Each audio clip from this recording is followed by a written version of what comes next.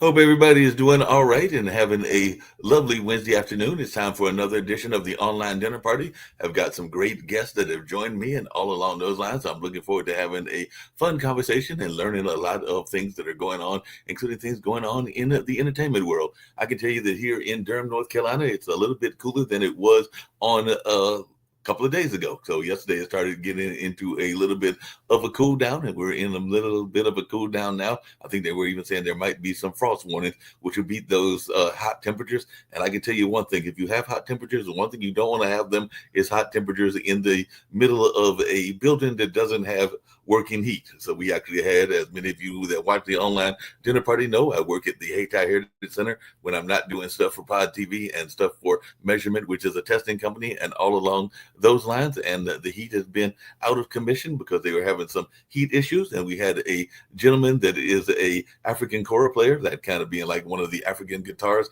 and an accordion player that were doing concerts on Saturday and Sunday. And we had to pull out the fans and all along those lines because it was definitely some hot weather, and it was definitely hot in the building as well. But now it's a cool down space, and hopefully it'll stay cool down because I think our mayor, the mayor of Durham, will be doing a talk on tomorrow. So that'll be taking place tomorrow at the Hayti Heritage Center, and it'll be with a group called Carolina Forward. But they still seem to have a good time, and those that came to the show, even though they had to weather the heat, they still managed to survive and enjoy the great music and all along those lines. So that was good. And I think the quilt circle, because there's been a lovely quilt exhibit, and I think that'll be coming down on the this weekend and all in that space. But it's been some amazing African American quilters that have done their quilts and everything in that space, and there have been a lot of people that have enjoyed it and all in that kind of way. Had some people from Dallas that popped into the center over the weekend. They were actually visiting because Dreamville, a J. Cole sponsored concert that had, like, I think a 4 or 5 year run, has ended that run, even though it will be continuing, but in another name and another inclination. I don't know that Jay will be involved. He's a major hip hop artist in the new version, but they did get a new version that'll come out and everything like that. And then Banjos and Biscuits will be coming out, which will be celebrating country music. And I think that's later on this month, if my memory is serving me correctly, and all along those lines. And some folks were downtown Durham this past weekend enjoying the Full Frame Film Festival. And I understand that one of my Little House on the Prairie gentlemen that will be coming on, the Little House on the Prairie folks, is actually a documentary filmmaker as well. So who knows, maybe he's appeared at Durham at the Full Frame. I'll have to find that out from him when I bring him into the conversation and all along those lines, because it is one of the top full film festivals in terms of documentaries in the nation, and some people would say the world, and all along those lines. They even had a film about funk music called We Want the Funk that it was airing on PBS yesterday, but they did a premiere or a early showing that was shown during the weekend. So that was going on, and a lot of people were enjoying a number of films, whether it had to do with music, whether it had to do with Sally Ride, or whether it had to do with a number of other topics that were shared at that particular film festival and all along those lines. So it was definitely something that was fun and that people would be engaged in and wondering about and all in that kind of way. So definitely that was going on, and that was definitely something that people were paying attention to. There was also some protests going on, and some folks are upset about urban renewal and the possibility of some further destruction of a historical area. So there were some protests that were going on last weekend that had to do with that. I believe that was the last Thursday, if my memory is serving me correctly, either Thursday or Friday. But I unfortunately did not make it to that particular event at one of our other local churches and all in that kind of way. And of course, if you're into sports, you know, a lot of folks are definitely trying to figure out what's going on with Duke and whether Cooper Flagg will stay in for another year or whether he's going to go into the NBA draft, and the same with some of his other fellow athletes that were at Duke University as well, as they got eliminated in the first round of the Final Four. So in that first game of the Final Four, Houston beat them, and then Houston lost dramatically in the game to Florida. So Florida is our national champions and all along those lines. But it was definitely some good games, 3 very good games, I would argue, and all in that space. So I'm going to bring in my guests and see what they've got to say. I've also got one of the founders of the network with me as well, Kim Calhoun, so she may pop in at some point or another. But I'm going to bring in first Dean Butler, who is a person that is doing some reunions. And I love when these reunions take place, because being from North Carolina, I remember some of the Andy Griffin reunions and some of the other reunions. And even growing up, I definitely remember being a fan of Bonanza and a lot of the other shows that were set in those kind of time frames, even a fan of the Waltons and things like that. So, Dean, I know that you're the author of The Prairie Man, and you've got some activities that are going on, and you also played a role in that whole notion of Little House on the Prairie. So I've also got Allison with me as well, and we were expecting Allison to come in. So definitely wanted to hear some of your stories as to what was going on, and if you've ever heard of the Full Frame Film Festival, since it is a major documentary film festival here in Durham, North Carolina. Wow. No, I have not heard of it, but not, there are so many film festivals around the country. Mark, you've made reference that this is one of the better ones. So interesting. Documentary has come of age in the last 20 years in a way that has people have become so curious about information, and the means of production are so much more available now. The cameras are smaller and less expensive, and obviously with streaming, it opens the door to huge amounts of audience that's maybe more segmented and more purpose or demographically focused, and so you can slot projects into different kinds of demographic opportunities on television or in the streaming world.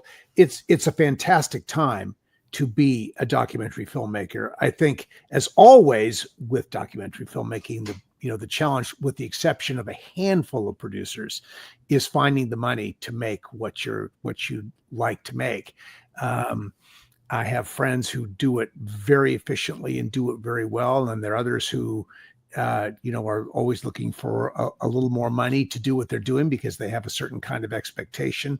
But it's a great area to work in because you get to discover so many different things that maybe you had, other than the idea, you may not know a ton about something that strikes your fancy. And as you're making a film about it, you become very immersed, and there's something very satisfying about that. I think innate curiosity is a big part of being a documentary filmmaker.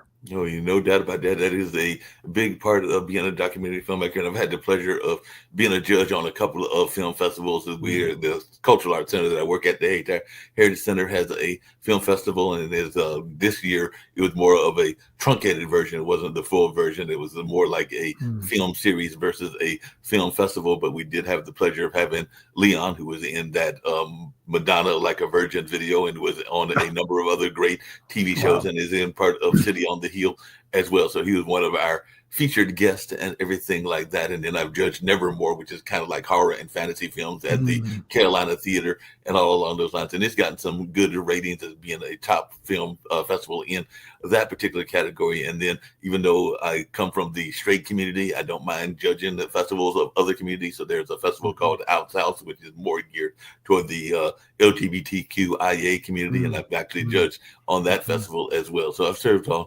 as judge on a number of festivals, and like you said, some of their products are wonderful. Some of them you're sitting there going like, I can't believe that you spent your time working on this. But I'm just always admiring the fact that they have the gall to try to put out some of the things that they do and everything. Because a lot of times people are rushed, and it's like any profession. Sometimes you rush the product, and sometimes you are doing it in a effective way, and all along those lines.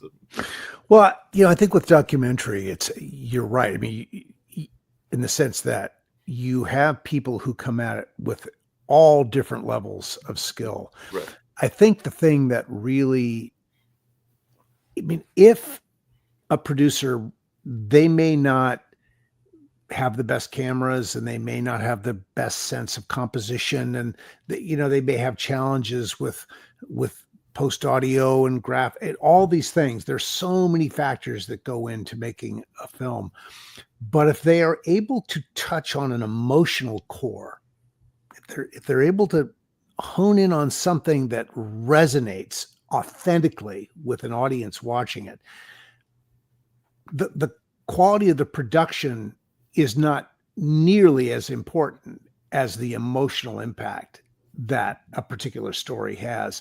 I think that's really the key to all this is finding that emotional line into an idea. And if you're focusing there, a lot of the issues with filmmaking can take care of themselves, because if you're telling a good story, an interesting, compelling, immersive story, people will forgive all kinds of issues with cameras and audio and all of that, and maybe not perfect editing. I mean, what is perfect editing? There's no perfect editing, but the story, it's all about the story. Everything is the story. No, and speaking of the story, and before I bring in one of your cohorts in terms of Little House on the Prairie, and definitely we got some other guests as well and everything, but I alluded to, because I am here in North Carolina. North Carolina is a big sports area. As you know, we definitely have had some national champions, whether that was Duke or UNC, and definitely even in not just basketball, but in soccer, had even a championship a long time ago with the Hurricanes in terms of the Stanley Cup, and of course the Durham Bulls, which a lot of people that follow movies know them for Bull Durham, that they have won some championships as well. So I was just wondering, because part of what you do is also sports programming. So I was just wondering your take on sports programming, because I'm oftentimes fascinated when I've watched the WNBA or the NBA, or watch some of the other, even the NCAA, both the women's and the men's this year and everything. And these are some amazing athletes, but I just wanted your take on sports programming in this day and time. Well, in terms of the men's and the women's game, with particular emphasis on the women's game right now, the growth of acceptance and popularity of the women's, and particularly when we're speaking of women's basketball, the growth of popularity and acceptance of that on both the professional and the collegiate level, and then all levels down from high school and so forth, has just been exponential. And it's a very powerful time for women's sports. What I've always, as I've been a viewer of sports, you always are, for years, you could really see a difference in the athleticism between the male and the female players. I mean, there was, the speed, the strength, just the pure athleticism was so much greater. But what you could always see in the women's game that maybe wasn't as apparent in the men's game is the methodical, the planning of offenses, the playing of defense. You could really see it, because the game was moved at a pace where you could really watch the mechanics of the game taking place. I think what's really amazing now, and look, there's a difference in the athleticism between men and women, to be sure, but the skill set of women at the most elite level playing the game now is really exceptional, and you get to watch some really great basketball. And I think audiences have responded, and sponsors have responded, and obviously television, which is very reactive to what's going on in the culture, has responded. So I think the state of women's sports right now, in spite of, or maybe in contrast to the sort of the sociological energy that's coming at women right now, which I think we have to be very mindful about it. The women's sports world has made huge strides forward, and they need to keep it going. It's a very important part of our cultural evolution. So I'm wholly in support of all of that. No, it sounds wonderful and everything. Now, like I said, I'm going to bring in one of your other stars as well, and not to get into different topics. Let's talk about basketball with Allison Arngrim. Yeah, no, I'm going to get on to Allison, but I did have a question about Little House on the Prairie and your involvement with that. And I do know that at one time, we're even talking about the age difference between you and your then co-star, Melissa Gilbert. And I think that there was even some conversations that have been put out there, including her breaking her silence about you and all along those lines. So I just wondered if you could just share a little bit about your involvement in Little House on the Prairie and even your thoughts around that age difference, because I do know sometimes people wonder about the age difference that goes on even in the acting communities as well, where you might be playing a role that is different than the age that you are playing. Sure. Well, so first I would say, Mark, I loved being a part of Little House on the Prairie. It's been one of the great things in my life, just a gift that keeps on giving. And I think it's because the program was so good and the program captured an audience's imagination, and audiences have stayed with it. And I think the reason they've stayed with it is because there's something so essentially truthful about the way storytelling is done on Little House. It's very, it's very clear storytelling. There is, I think, it can be described as simple, but there's so much sophistication in the simplicity of it, where who these characters are, you have a sense of what they're going to do. And in that predictability of these characters, you are able to tell great stories and impart lessons about morality and values and just basic human truth that is very impactful to people. And I think people have viewed Little House for years as many people view it as the family that they wish they had. I mean, we watch the Community of Walnut Grove and the Ingalls family and so on. And there is such a sense of goodness and decency about this family that's served as an example for people for years and years and years. And because it's so basic, it will continue to serve that example. I mean, and I think what we've seen is that there has been a commitment to update Little House technologically, so it's available in wherever the technology moves. I mean, when Little House became a fully digital product and updated visually in 2014 for its 40th anniversary, it opened the door for a forever life to Little House, because now it is a digital product. It had been an analog product before that. Now it's digital, and it can go anywhere the technology goes on any kind of device. It's just a question of updating the codecs and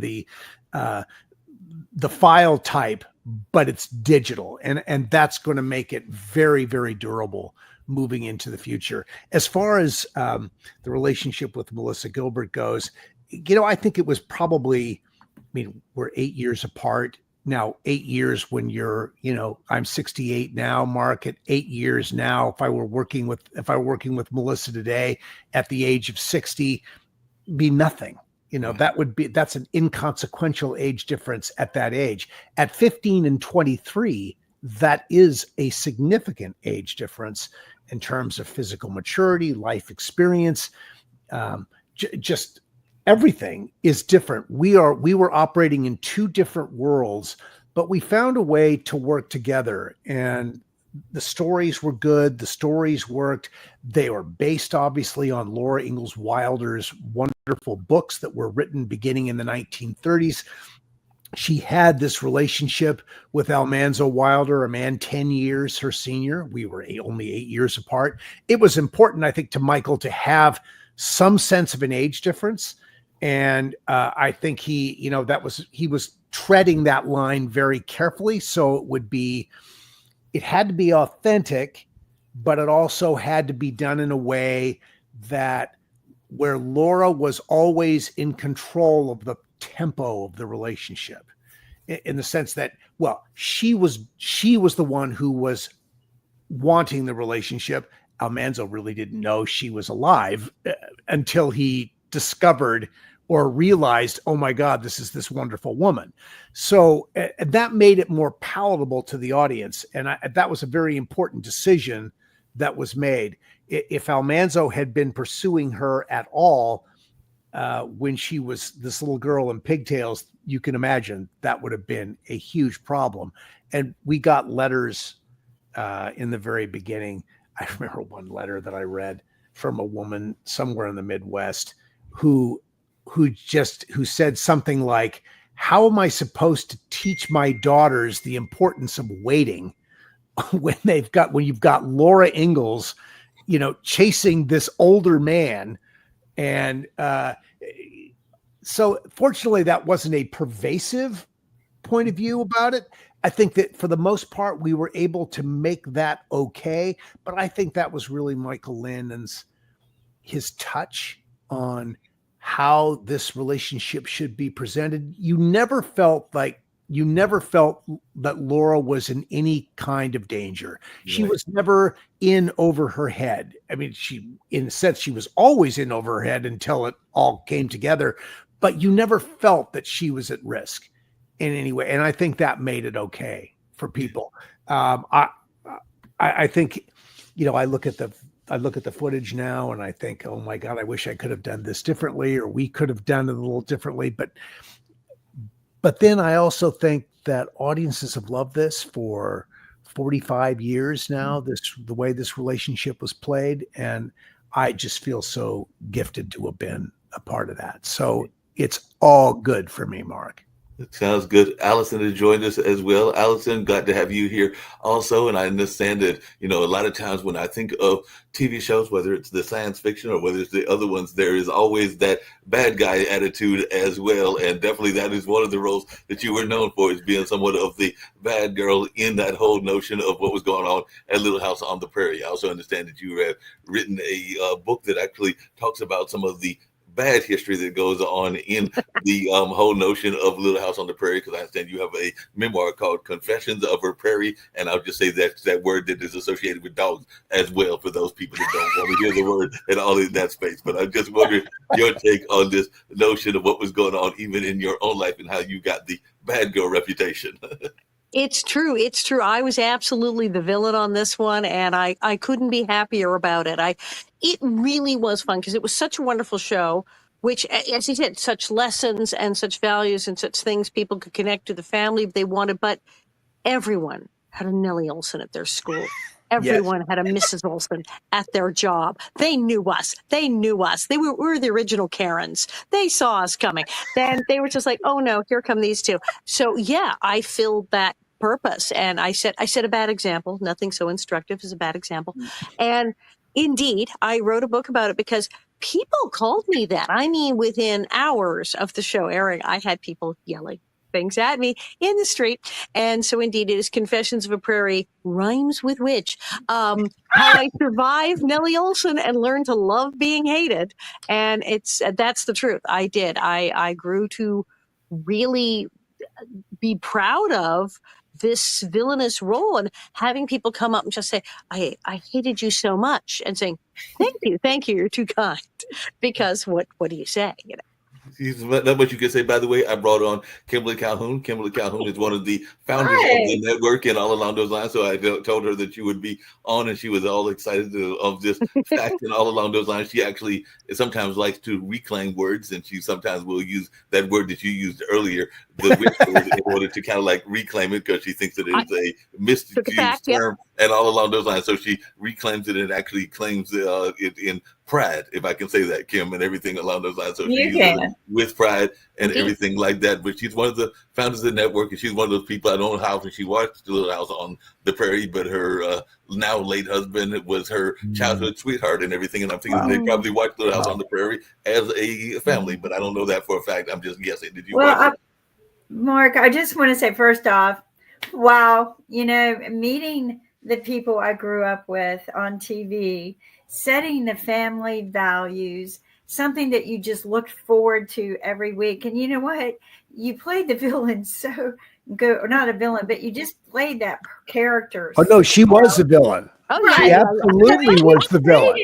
So well that people couldn't distinct the difference. That's a good actress or an actor. Indeed. And, Dean, don't take this wrong. I know you're married and everything, but you were my biggest heartthrob. Oh my God. Here we go. So, but I mean, thank you for that. And my wife thanks you for that. I mean, she, it's nice affirmation for her. I Oh, always she's thank beautiful. my parents, because this is all sort of, gene pool type stuff. Yeah. This is, yeah, And- you become but I who mean, you it are because was of your parents.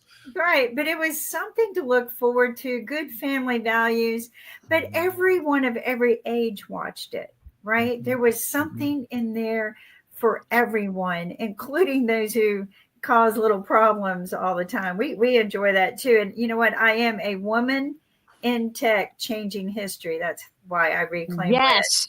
Mm, I mm. have business cards. My title at my company, Loose Gravel Productions, is HBIC because I am the head one in charge. That is, yes, I have it. I put it on my business card. I am See? so proud. So, Yeah, and normally I'm beautiful, intelligent, thoughtful, caring helper, but and I claim that one too. But I'll keep that. but how wonderful to see the people that we grew up with. You had another life, a whole nother life. It Mhm. wasn't just on a tube. You grew and developed families of your own, a life of your own, and you wrote books about it. I mean, you have done more than just what we watched on TV. And I think that's what's so wonderful about listening to this today is Mm. sometimes we forget about that, right? Well, We speaking of I that used and to everything, watch Kim, just your really quickly stuff and along those same lines, Allison, just one of the things that I know is prevalent, and I hate to bring up the sour points and everything about Hollywood, but I do have friends that work in the industry.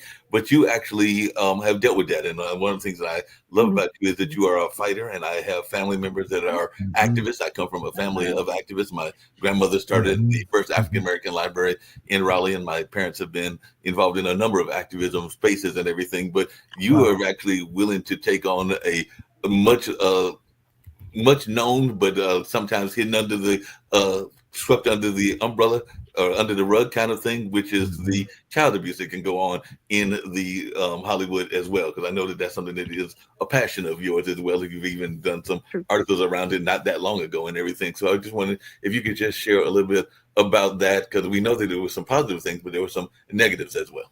Absolutely. It is so prevalent, and I did just do interviews just recently where I said, look, people who are child predators who are looking to exploit and hurt children, they go where there are a lot of children. It's like the old bit about why do you rob banks? It's where they keep the money. They look for where are the children, Yeah. and they look for places where children maybe are not being as supervised by their parents as they could be. And when you have a situation where parents are faced with people who say, I'm a manager and I'm an agent, I'm a publicist, I'm a photographer, I will make your child a star, you will be rich, your child will be famous. The Yeah. temptation is there to not watch, to not pay attention, to leave them in these environments. And the people who want to do this, the people who want to destroy your child, that's where they're going to go. They're going to say, hey, if I tell people I'm manager, they're going to leave their children with me. And that's kind of a horrifying thought, but that is absolutely true. yeah. In my case, like millions of people, I was abused in my own home. I did survive childhood sexual abuse, and I talked about it openly. And I didn't for years, but again, like I said, an activist background, I'd always done things for other people, and I had done stuff with Paul Peterson of Minor Consideration, talking about the problems of child actors and ex-child actors. So when I was approached by this group, the National Association to Protect Children, protect.org, I jumped at the chance. And we were able to change laws at the state level and the federal level to make things easier for victims to pursue their cases, to get increased funding for the law enforcement teams, the specific ICAC teams, Internet Crimes Against Children Task Force, who target this kind of exploitation online. And it's been very rewarding because I've seen actual real results from our work.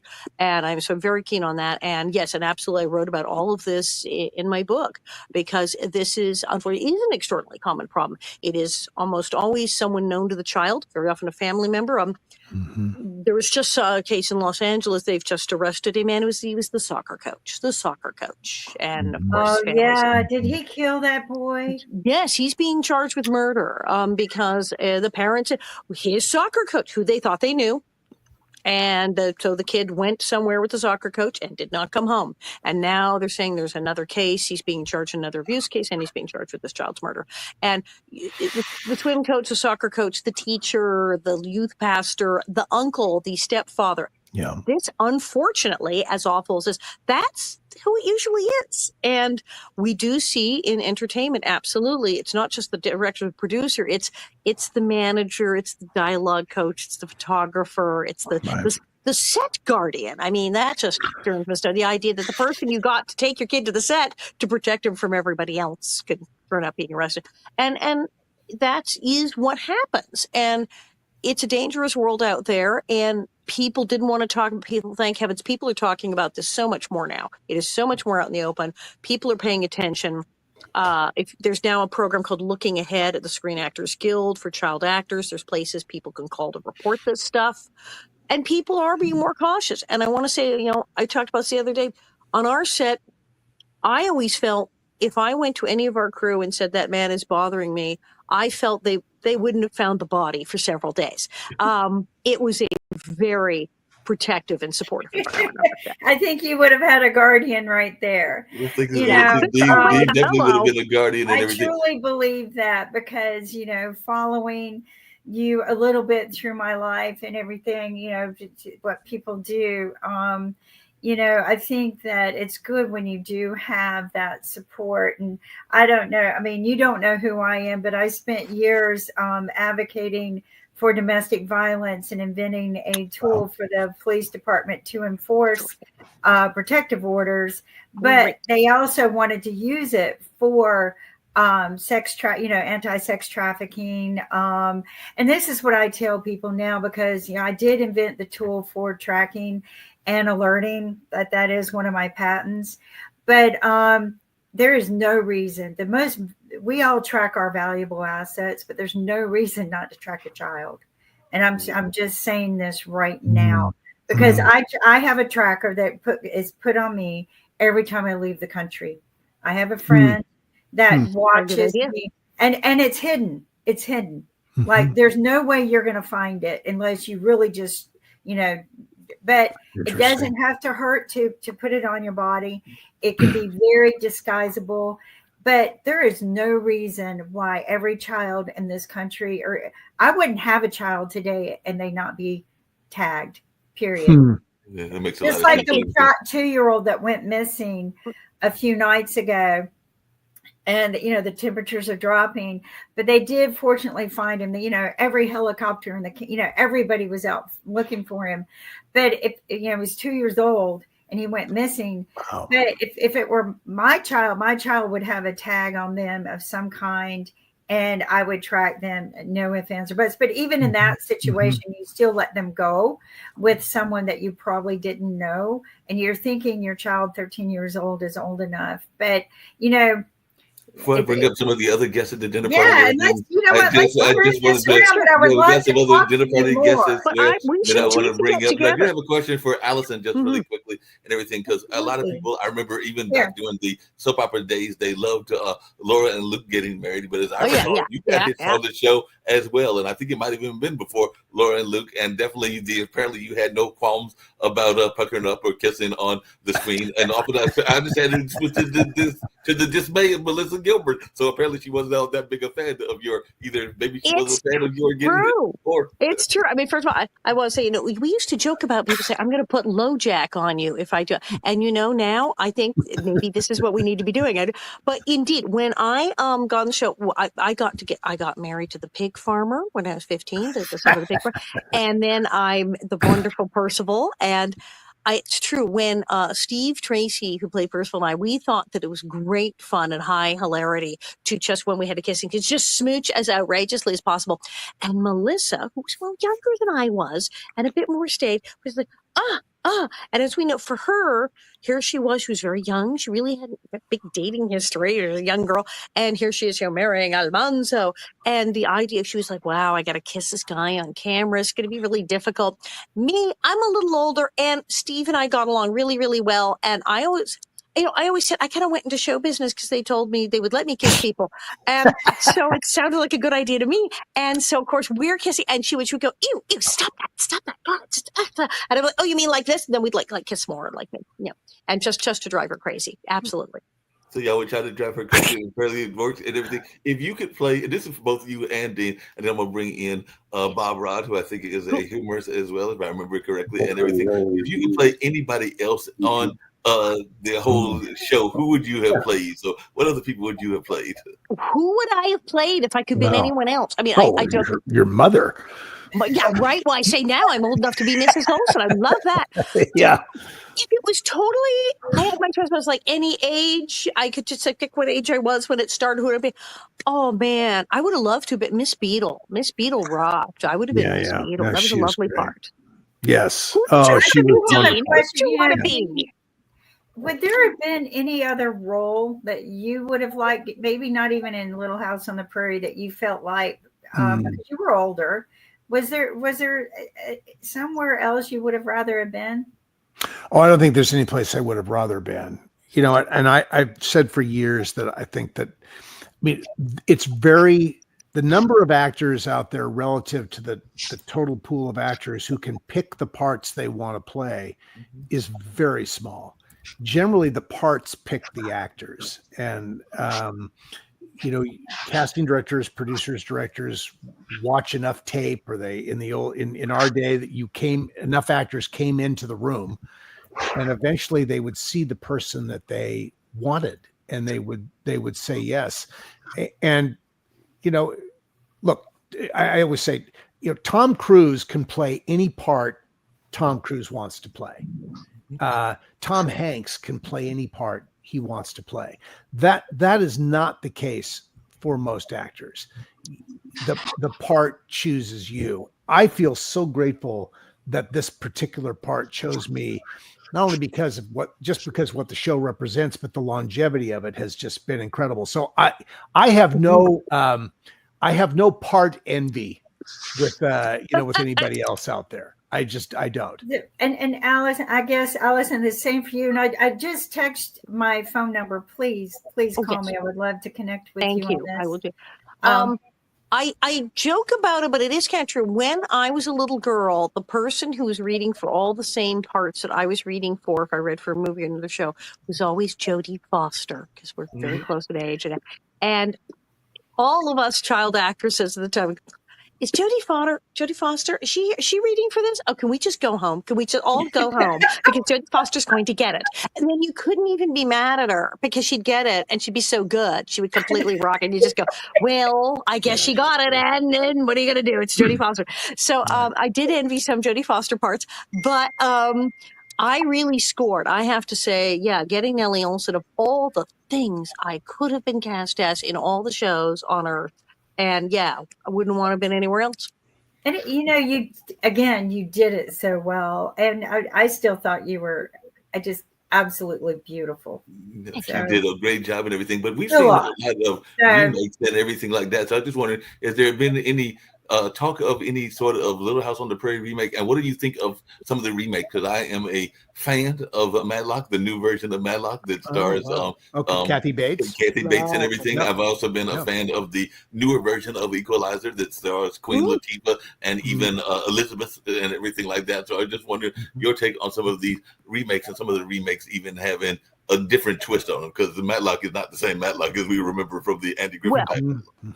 There's a new Little House coming, and it's not a remake reboot. It's a whole other thing. Again, they're going back to the source material. They're going back to the books. They're going it's almost a prequel. They're going all the way back to the books and Laura's life then, and it's going to have very historic themes, very book themes. I think the book people love, but again, absolutely, it is Netflix, and there is going to be a new Little House on the Prairie, and we're all watching this with bated breath to see how it comes out. You're getting some comments on one of my other threads. I'm feeding you into one of my other places, and one of my buddies just texts that my 2-year-old a 2-year-old right now loves watching Little House on the Prairie. I mean, it's a timeless, evergreen show if there ever was.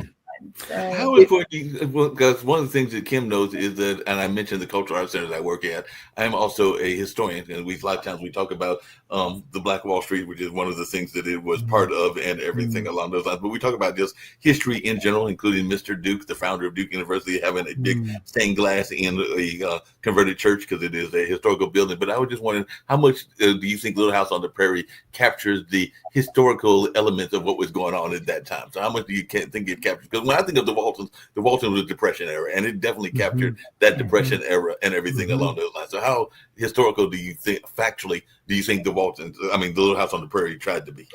Well, I think the series, look, I think we did a very decent job of capturing a feeling more than of the period. And of course, Laura's books were set in the 1860s, 70s.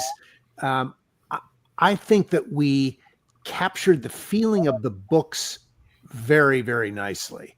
The show did not dwell on the actual history a great deal. It had a very loose relationship with actual history. It was more about creating an environment, an atmosphere. And I think with the horses and the wagons, and certainly the women's wardrobe was, I think, quite authentic. Allison can speak to that more than I can. Men's hair, not so much. I mean, Michael with his long hair, no beards other than Mr. Edwards, and Merlin Olsen, of course, wore a beard. That would have been a standard thing for all men at that time. It wasn't Michael's deal to have a beard. You want to cover that face.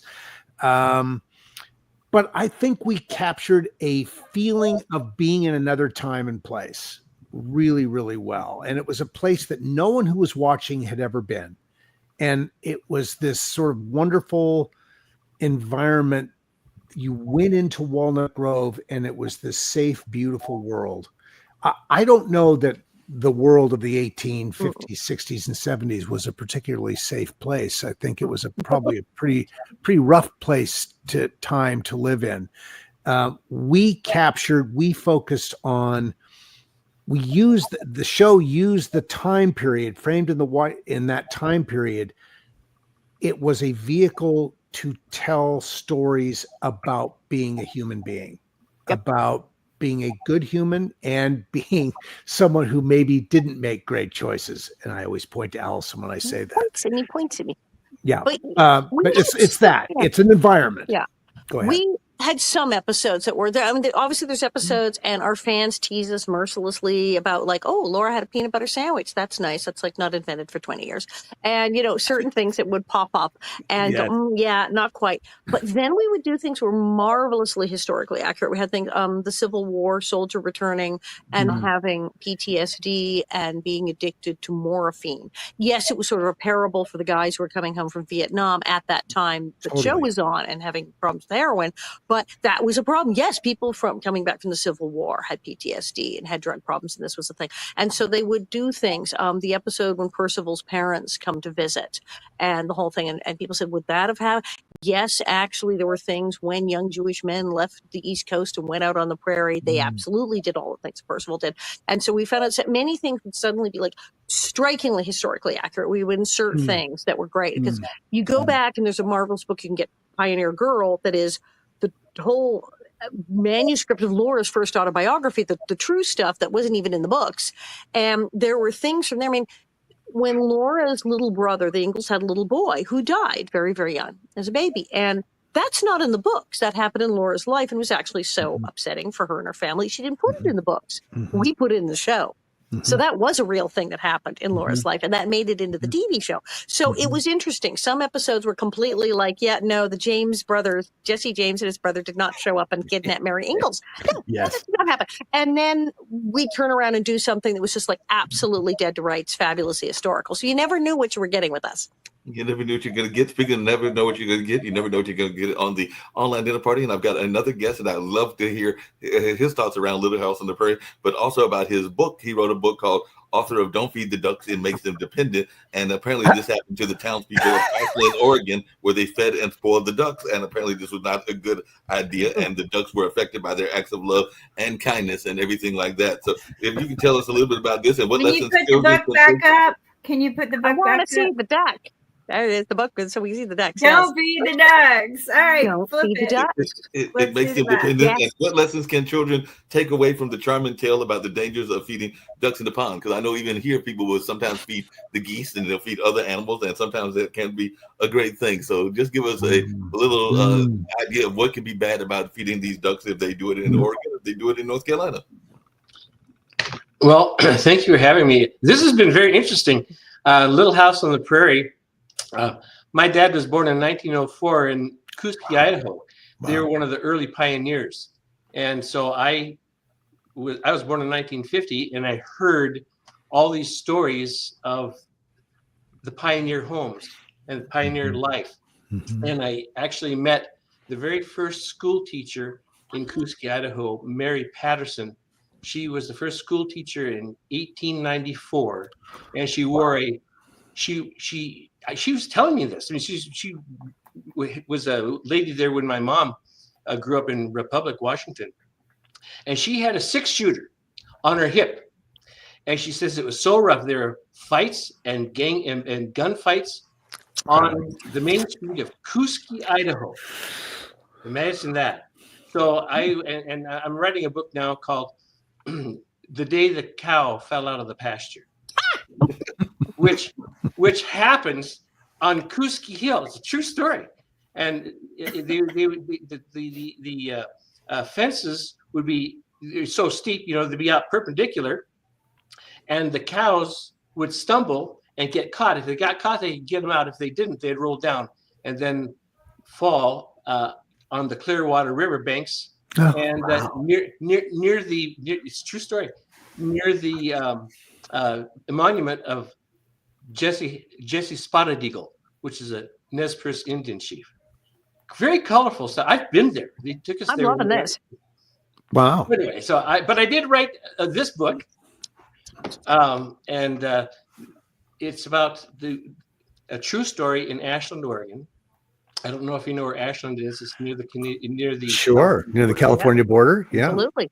Yeah. And I used to live there, and I live just 20 miles north of there now. Wow. And I'd take my kids there, and it was beautiful. It's just a beautiful park nestled at the foot of the Siskiyou mountain range there, and it was run by the Parks and Recreation of the federal government.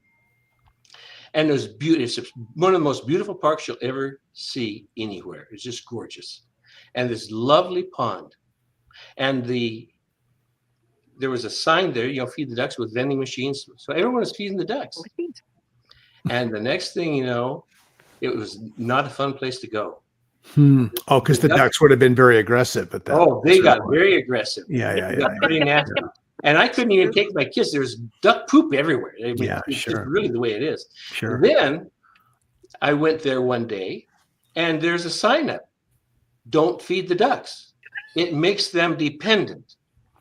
And I go, "What a story for a name for a book!" And so I thought about it a lot, and over the years. And the back of the book is actually the before and after of the pond. It turned filthy, and they have these pictures there of what actually happened, and it's a subject that has broad appeal. I find. I went to Florida a few years ago, about 5 or 6 years ago actually, and I was thinking about this book, but the business was I had to take an Uber, and I started talking to the Uber driver. And I thought I'd just maybe, talk about the book a little bit.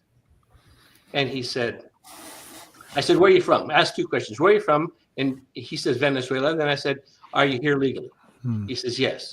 I said, "Venezuela is an oil-rich country. Why are you here?" He says, "I'm here because I want to work." I said, "But there's jobs there?" He says, No. He says, they're not, you can't get a job. I said, "Why?" He says, "Because they're feeding the ducks." And I go, and he caught on right away. I started laughing, and I said, "Are you serious?" He says, "Yes." He says, they've robbed us of our dignity. I want to work." I thought that's really interesting. So I thought about it more, and I have grandchildren. We have 22 grandchildren and 5 great grandchildren, and 2 more coming, and so we're a large family.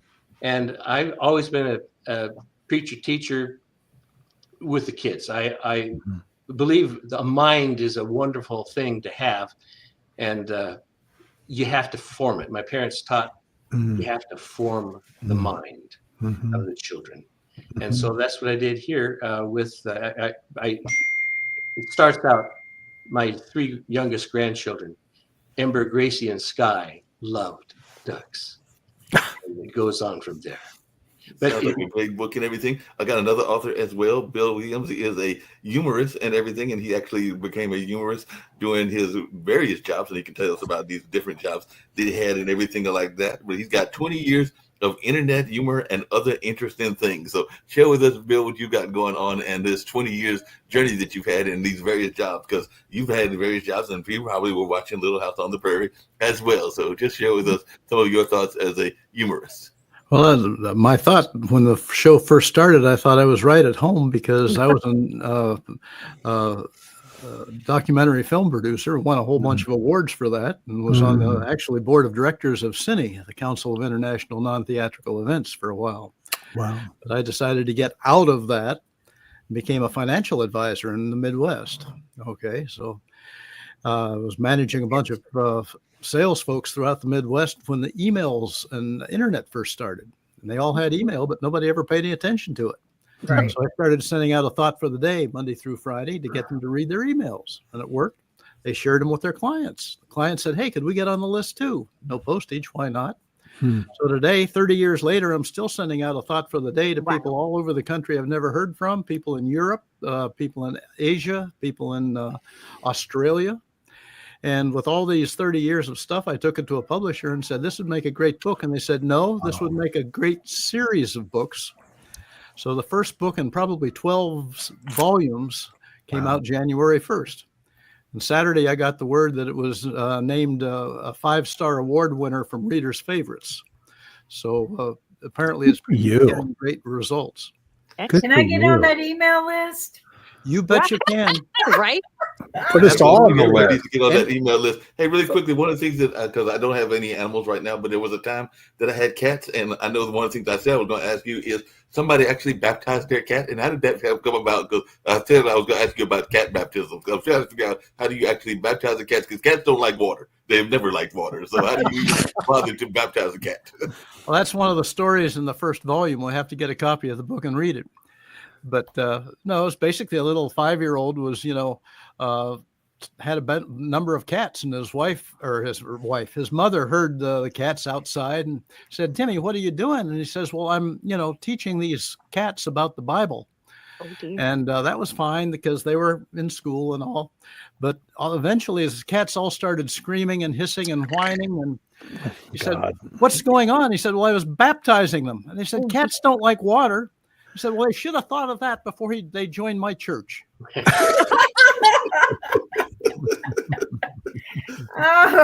like that. That's a good line. Now, there's another thing that I said I was going to ask you about, and it's a term that I've never heard of before. What is age-activated attention deficit disorder? Oh, and yeah, I like have that? it. I have it, though. I have it. I think, Bob, you probably have it too. If you sit there and think, well, gee whiz, I need to write this story. And then you get up and start to do it and go to get a cup of coffee and forget the story and go and do something else. And then you forget the coffee and leave that someplace and go to wash the car. And Wow. the car Can I never gets relate to washed, that? coffee never gets No drunk. kidding. Exactly. Well, of all the things I've lost, my mind's the thing I miss the most. I got my steno book. I got things on the phone. I got lists in the computer. I got yellow Post-its around the house, and it's a daily struggle. Yeah. I got Alexa to remind me of things too, I think it's just a matter of how we exercise the brain. I shouldn't do this, but I am. Sometimes we're put into meeting people we didn't plan on meeting. And I just want to tell all of you guys, this has been beautiful. I've been struggling with some things, and you guys have made me laugh so much and feel so good and having some good memories. But I'm working on a documentary. Actually, a friend of mine he's in San Diego. It's an absolutely beautiful story.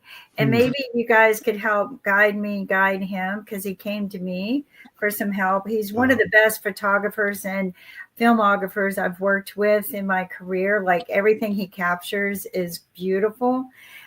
His story is about the life after, or their life after, about children on the spectrum and with Down syndrome, and what happens to them after the parents or caregiver dies. And, I'm just looking for people to help him get this kind of lifted. So maybe I can contact you guys. Everybody contact him. We'll get them going and everything. I did have another question for Bill, and I've got my last guest, Dice, who is a performer out of California, if I remember correctly, and everything. But Bill, my question for you is that we've got these amazing actresses that were in Little House on the Prairie, but you told me his real name, but you had a famous roommate. So if you will share a little bit about that story, and then maybe, because I think that Kim is a fan of that famous musician and everything along those lines. But tell me how you were a college roommate with this famous roommate, and then maybe people will guess his name. Because when you said the name first, I'm going like, that's not the name I know. I know by another name and everything like that. But I understand that you had a major roommate that was a musical legend. Not quite a roommate, but this guy was a friend of mine. Both of us had sergeants from the Air Force as parents. We moved all over the country. We were in Air Force ROTC together, and he played the guitar. And, we're friends. We were not roommates, by the way, but friends, a lot of background together. And one day we were sitting in the Union, and he said, "No, I think I'm going to drop out of school, and I'm going to go out to the West Coast and see if I can't make my living as a guitar player." I said, "What plans do you have?" He said, the Chad Mitchell Trio is looking for a replacement, and I think I'll give that a shot." And I said, "Johnny, stick around, get your degree, and then go out and shoot for it." No, he did. He split out there, went out and changed his name from John Dutchendorf to John Denver. Wow. Yes. That worked out. Yep. Yeah. I played so much of his music on my guitar. Yeah. It was unbelievable. Nice, wonderful singer and performer. Beautiful. And wonderful. Nice he had a guy. wonderful presence. He really did. Yeah. No. What was he like as Awesome an individual actor. in the Air Force and everything? So what was he like before he became the John Denver that we all know and love? Just a really nice kid, very, very approachable. And, he and I both got pilot's licenses in high school. So, hey, a lot of similarities there, except for the fact that I can't sing worth a darn. Can't sing worth a darn. Hey, Dyson, share a little bit about your background as well. I got you on. Also, I know you've got a hip hop background, but you've also probably, even as a youngster, were watching Little House on the Prairie also. So what was your take on some of this conversation that was in the background, and share a little bit about what you've got going on musically? As far as Little House on the Prairie, I watched it, but my father was a big Western person, like big. He's from Fort Arthur, Texas. So he watched a lot of that. Little Prairie, I remember exactly how it started, everything. You know what I'm saying? That was like my father's quiet time. Like, you couldn't speak, you were fed, all that. Nice. You know what I'm saying? Like, Westerns is his thing. So my take, and from what I heard, I didn't even know that all that was in the show. Like, when I see Westerns, I just think he's watching a Western. So I thought Little Prairie was always a Western.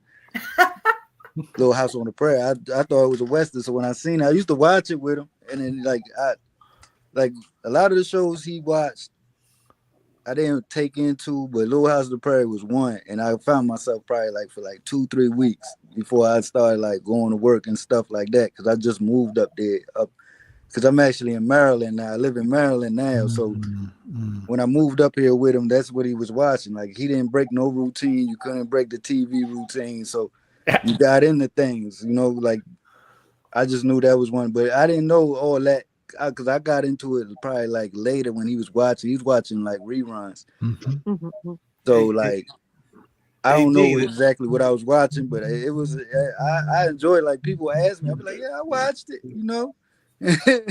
Hey, Dean and Allison, just really quickly, along those same lines, I'd love to hear your thoughts around this because I can relate to what Dice is saying because my grandfather, when he was living, he was big into wrestling, the WWF and all of that. And you were not going to interrupt him during that wrestling time. There was no way that you were going to interrupt him with the grandkids, which I would have been the oldest or any of the grandkids came and wanted to interrupt. That was not happening. You weren't going to interrupt wrestling. You weren't going to interrupt certain other kinds of things that were big on his watch list as well. So I'm just wondering your take on that because I'm thinking that as a veteran actor and an actress, that you probably have heard people tell you that they remember stories of their parents not allowing them to even think about having dinner during the time that Little House on the Prairie was on and everything like that. So I just wondered how much of a family tradition was it? Yeah, we do. One of the things we hear so much from our fans is, I watch the show with my mom or my dad or my grandmother, and they'll say my grandmother's passed away, but my memory of my grandmother is sitting watching Little House on the Prairie together.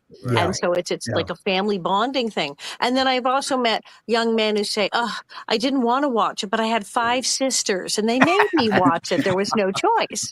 So yes, it was who had control of the remote. That meant that's who you wound up watching Little House on the Prairie because of that. Yeah, these were the days, these were the days before everyone had a device in their hands. Today you can sit in a room with 5 people and we could all be watching something different on our devices. One of the things that was really important to Michael Landon with Little House is he really believed it was important for people to sit and talk to each other. That was a huge motivator for him.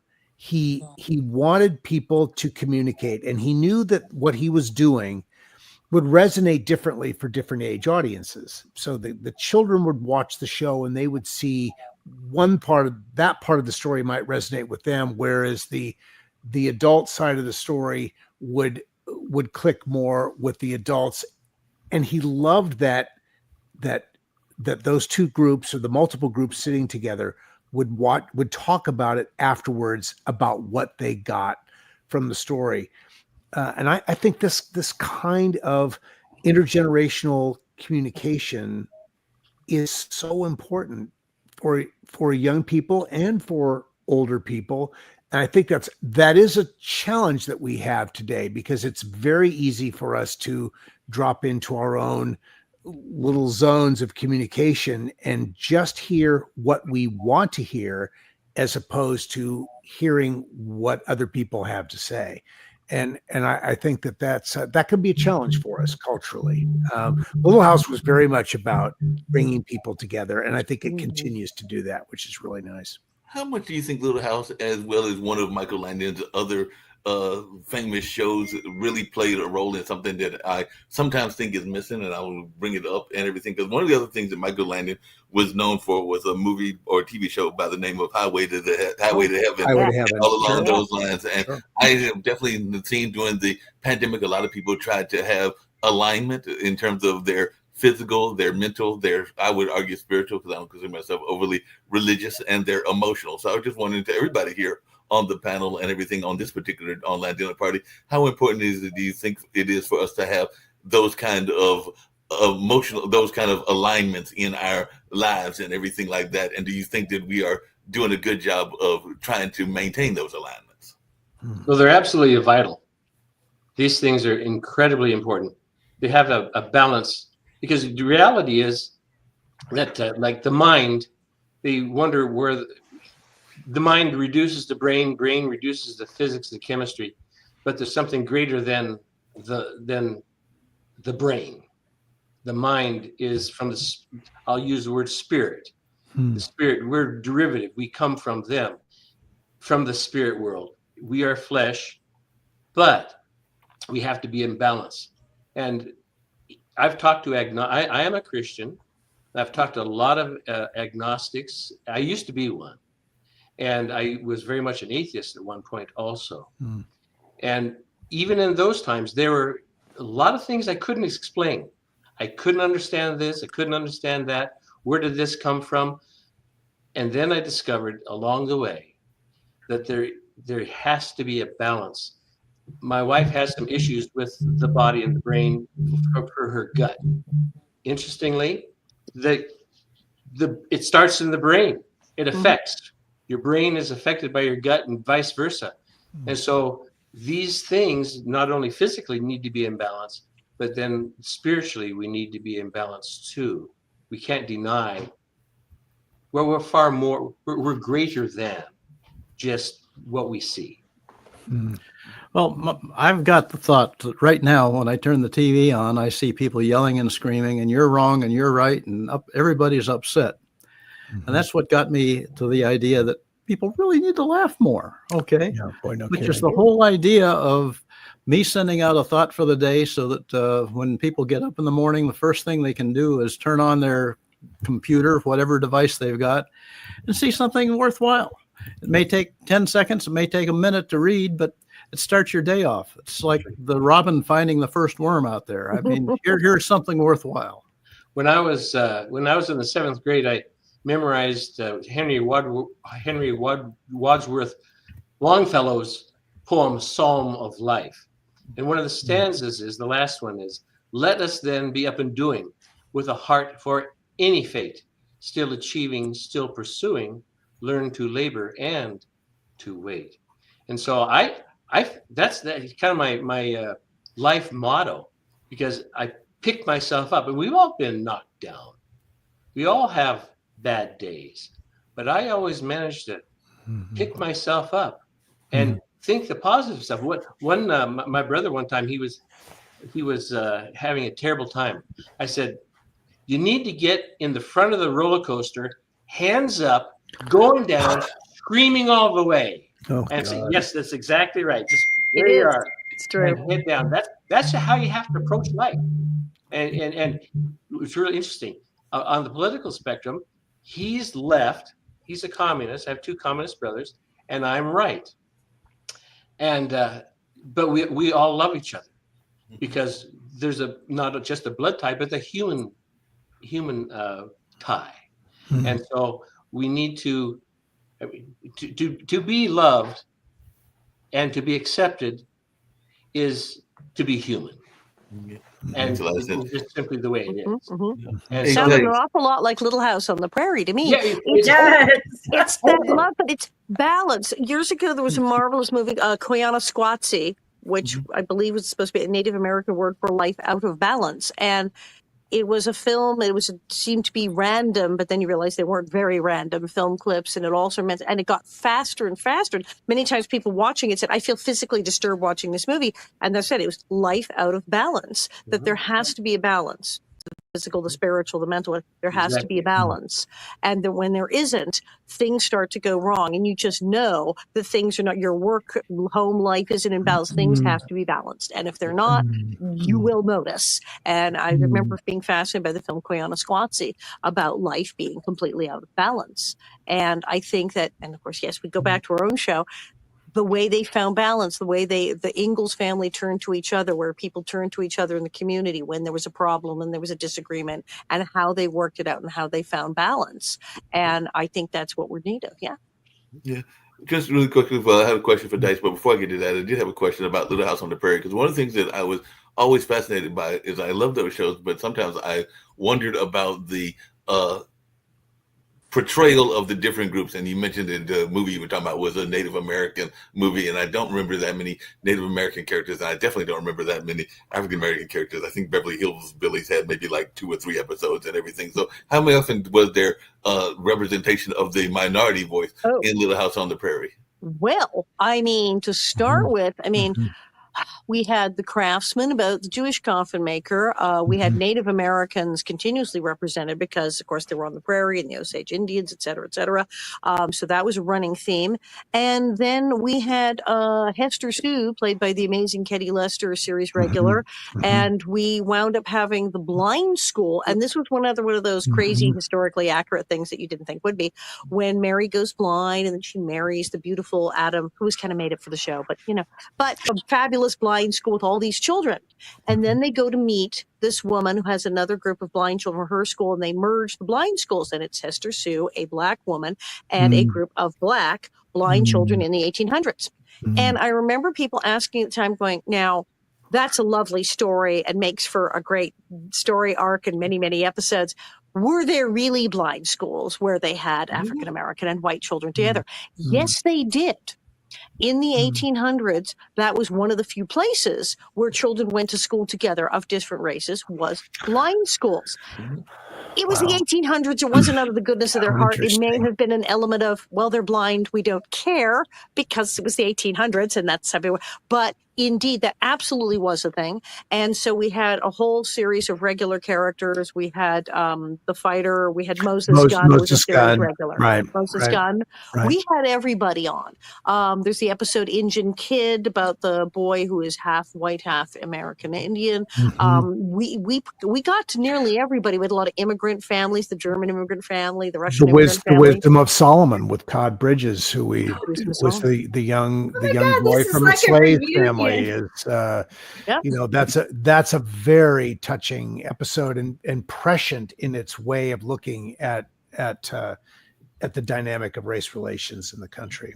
I mean, really a strong episode. He was wonderful in the episode. I recommend it highly for anyone who's looking for a very touching episode. The Wisdom of Solomon is a great episode.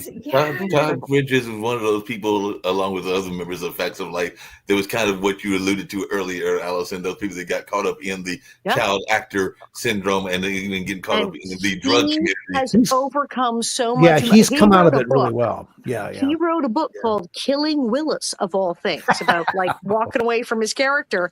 And he has gone through, up, down, and out the other side, and has just become the most incredible person.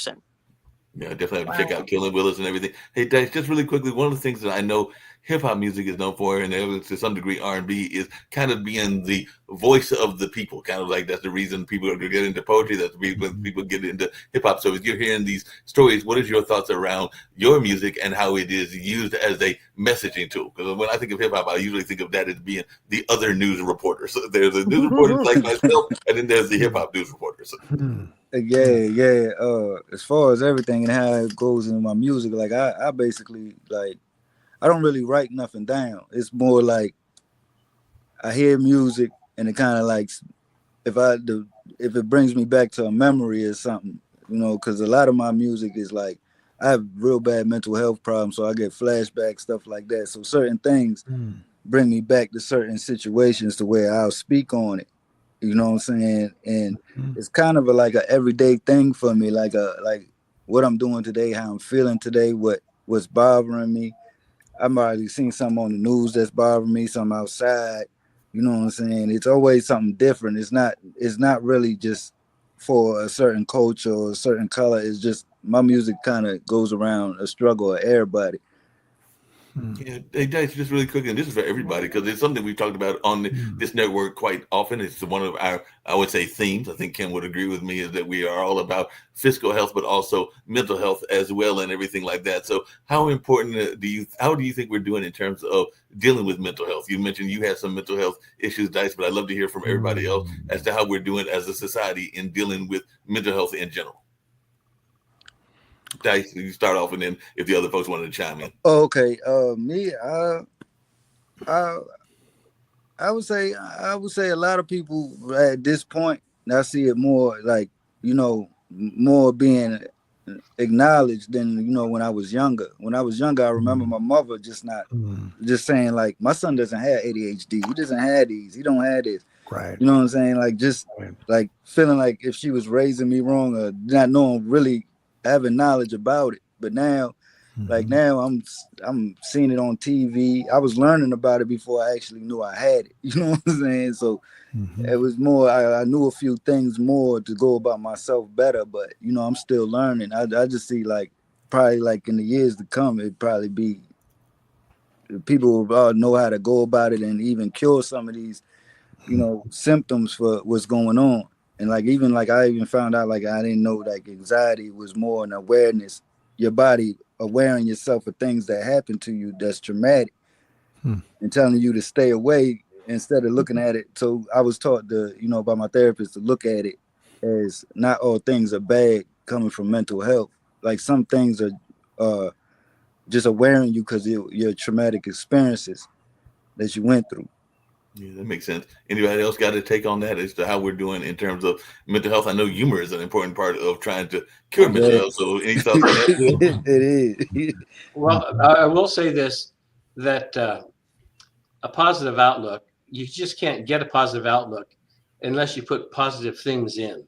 Mhm. And so I myself, I've done a lot of memory work. I do put good thoughts in. There's too many bad thoughts out there, and argumentative things, and counterculture things, and racial things, and sexual things, and it can get you down. In my particular family, and most of our problems are close by. They're not way out there, because if they're way out there, they don't affect us so much. But things close by, and so I find myself picking myself up and have a merry heart. A merry heart makes good like a medicine. It really does. I call it. I embrace my insanity. I'm with you. That's a good thing to do to break that. I'm all for that and everything. Learning resilience is, I mean, it's so important to learn. It's like resilience can be a learned skill. And we talk more about people's problems mentally now than we ever did, which is really, because it was people had nowhere to go because no one would even talk to them about it. They didn't want to hear it. So at least everyone's much more open about it, which is, I think, is an improvement. But I think what we're seeing is it's not one size fits all. There are some people who respond to traditional therapy, and there's some people who respond to medication. There's some people that doesn't work at all. They need a whole other thing. But resilience, and there's two tests you can take. There's a adverse childhood experience quiz that talks about when your numbers and things that can affect you later in life. And then there's a resilience quiz, and hopefully you get a high score on that one. It helps cancel out the other. But resilience can be a learned skill, and that the ability to bounce back. There's always going to be something terrible happening. There's always going to be something terrible happening. Hopefully it's not in your close circle of friends and family, but there will be something. And the ability to bounce back, to survive that, to go on to the next thing is key. And people have to learn how to do that. And some people are born with that and some are not. And it has to be a learned skill. When I was a kid growing up, all five of my siblings have said we were raised in a perfect home, north of Seattle, small town, and we were all forced to work. We had to work. I mean, that was the work ethic. Get up and go to work. Get up and mow the lawn. Get up. You got to get it. Don't be lazy. Get up. And so we had to do that. The concept of fun didn't exist. Seriously, in our home, we didn't go out to have fun. We had fun along the way. We had a lot of fun along the way. And our neighborhood was like our gang comedy. Seriously, it was like our gang comedy type of a neighborhood. And we were all well adjusted. There was no corporal punishment in my home. My parents never spanked us, except one time for me. That's all it takes for some people. Is one time. My mom spanked me, and it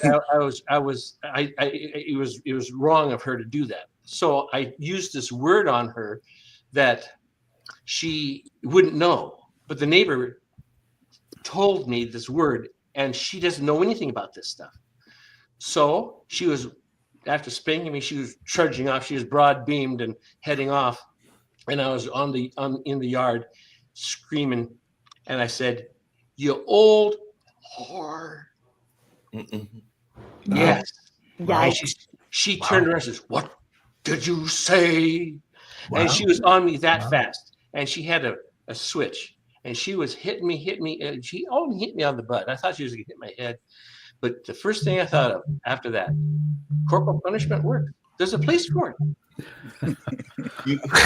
You mentioned the switch, and I've got stories of how many of people here, because we're all from different parts of the United States and Canada, because I know that, Dean, you're up there in Canada and everything along those lines. But how many people got that switch and then had to go get another switch because the switch was too small? Because I do remember that from my grandmother. You would go get the switch, and she'd come back and she'd be like, "No, I'm going to go get my switch." It was very Little House on the Prairie. Luckily, no, I missed that one. Like, I was a city girl. Well, the point being, there's balance. There has to be balance. I only spanked my kids once. We had all our kids only spanked all of them only one time because it was so severe. Yeah, they never tread there again. Just like what I learned. There's a place where corporal punishment is, but you don't want to go there. We gave a Father's Day card to my father one time. It says, "Here's to the father who never raised a hand to his children." Open it up, it says, "Except in self-defense." Self-defense, I can understand that. I've only been in one true fight in my life, and that was actually when I was in grade school and everything. And to this day, I'm not sure who won the fight because I believe in the kind of like y'all talking about the power of prayer and the power of luck and everything. Because I remember getting hit by this friend, and actually we are still acquaintances to this day and everything. And I just remember being in total tears, so my eyes were totally covered by tears, so I didn't see anything. But I remember getting called to the principal's office and me wiping my eyes, all in tears, and wiping my eyes. And then I looked at the gentleman's name was Curly. I looked at Curly, and I'm going like, "I'm crying. How come you have a black eye?" So somehow my hand found his eye, but I don't know how my hand found his eye because he had a black eye, but the hand somehow managed to find his eye. That I had no scars on me other than the emotional scars and everything, but somehow I managed to find my fist found his eye some kind of way. Maybe he walked into it. I don't know what happened, but somehow it managed to happen in that sense. And you were talking about those animals and that neighborhood. My parents lived in rural North Carolina when I was a teenager and a young kid and everything. And we had a goat. I want to say the goat's name was Billy, but that doesn't sound right. It might have been Kizzy and everything. But that goat became the neighborhood goat. So they became the goat that people would come and try to wrestle the goat and everything like that. So it became like the neighborhood treat and everything. It's kind of like the Little House on the Prairie episode. Folks would come in to wrestle the goat. There you go. I can remember getting spanked one time in my life. And I certainly was spanked more than once, but one time where it really made an impression. And it was for good cause. I mean, it was something that needed to be corrected. And I think it had a profound effect on the way that I stepped into the world after that. And I don't regret in any way the lesson that I learned from that spanking. So I think it's the discipline for young people is really all about who is providing the discipline and on what basis are they providing it. And boy, it has to be done so carefully in order to make the right impression. So it's not one size fits all. Yeah. Well, I will say there's one size fits all, and that's when I got a real taste for Ivory soap. My mom and dad would wash our mouth out with soap. There was always Ivory soap.